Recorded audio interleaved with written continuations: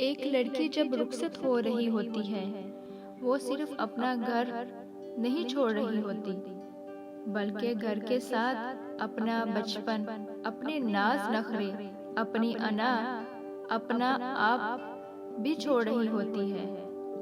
اپنی بیوی کو کبھی بھی دکھ نہ دے، کیونکہ بیویوں کی دنیا بہت چھوٹی ہوتی ہے، اپنے شوہر سے شروع ہوتی ہے اور شوہر پر ہی ختم ہو جاتی ہے۔ عورت مرکز نگاہ بننا چاہتی ہے، لیکن گھورے جانے پر اعتراض ہے اسے۔ عورت کی زندگی میں اولاد مرد کے نصیب سے ہوتی ہے، اور مرد کی زندگی میں دولت عورت کے نصیب سے آتی ہے۔ لیکن عجیب بات یہ ہے کہ جب دولت نہ ہو تو عورت آنکھ پھیر لیتی ہے، اور بے اولاد عورت کا شوہر دوسری شادی کے خواب دیکھنے لگتا ہے۔ عورت اگر محبت بھی کر لے تو بھی اقرار نہیں کرتی۔ مرد کو محبت نہ بھی ہو لیکن اقرار ضرور کر لے گا۔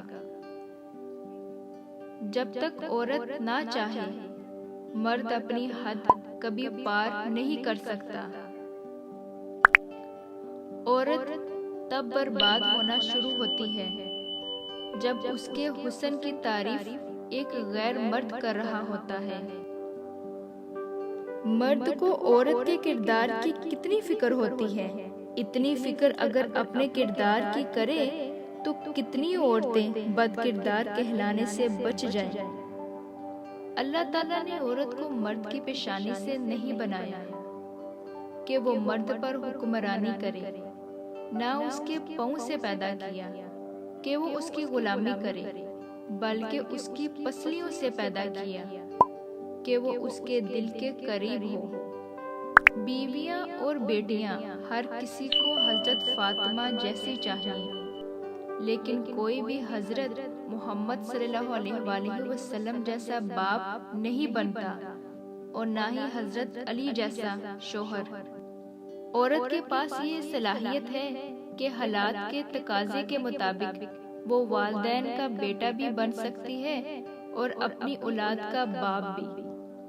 عورت کی محبت کا کوئی ثانی نہیں، مرد کی خوشی کے لیے اپنی خواہشیں اور عادتیں بھی مرد کی پسند کے مطابق کر لیتی ہے۔